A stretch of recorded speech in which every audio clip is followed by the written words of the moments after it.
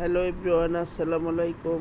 নতুন একটা সুন্দর ভিডিও নিয়ে আসলাম। আশা করি ফুল ভিডিওটা দেখলে মজাদার একটা রেসিপি পেয়ে যাবেন। আজকে বানালাম আমের পুডিং, সেই সুস্বাদু একটা পুডিং। আপনারা এভাবে বানিয়ে নিতে পারেন খুব সহজেই।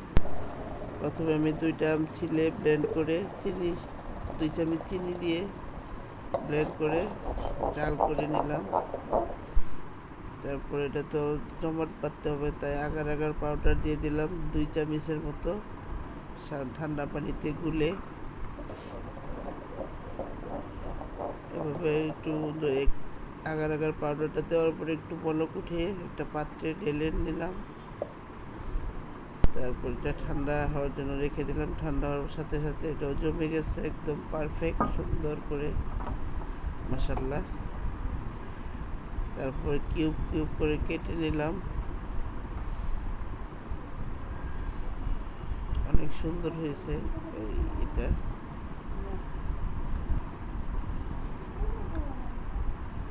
এভাবে কেটে নিয়ে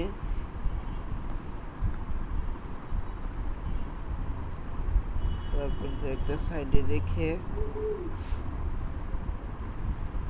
পুডিং বানানোর জন্য আসল আমের রসটা বের করে নিলাম। আরও 4-5টা আম ছিলে ব্লেন্ড করে জালে বসিয়ে দিলাম।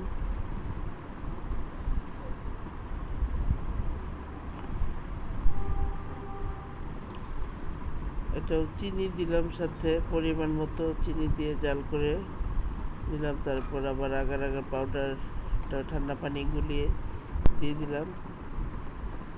তারপর একটু বলক আসার পরে ভালো করে মিক্সড করে কিউব করে আমগুলি একটা পাত্রে সাজিয়ে নিলাম।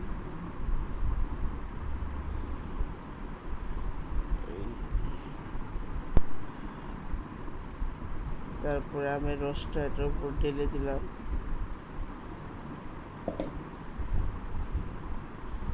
এটাও 1-2 ঘন্টার জন্য ঠান্ডা হওয়ার জন্য রেখে দিলাম।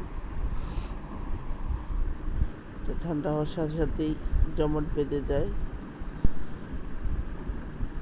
ঠান্ডা হওয়া পর্যন্ত অপেক্ষা করবেন, বা ঠান্ডা হলে জমাট বেঁধে গেলে ফ্রিজেও রেখে দিবেন। ঠান্ডা হলে কেটে খেয়ে নেবেন। দারুণ মজাদার সুস্বাদু একটা পুডিং, একটু ভিন্ন রকম কিছু আর কি। সেই মজার দুর্দান্ত স্বাদের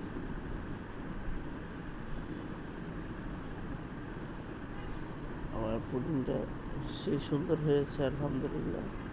আপনারাও খুব সহজে এইভাবে বানিয়ে খেতে পারেন, অনেক মজার হয়। সবার জন্য অনেক অনেক শুভকামনা, শুভেচ্ছা রইল। সবাই অনেক ভালো থাকবেন, আমার জন্য দোয়া করবেন। আর আমার ভিডিওটা ভালো লাগলে রেসিপিটা চ্যানেলটা একটু সাবস্ক্রাইব করে দেবেন, একটা লাইক কমেন্ট করে শেয়ার করে দেবেন পারলে। সবাই অনেক ভালো থাকবেন। আল্লাহ হাফেজ।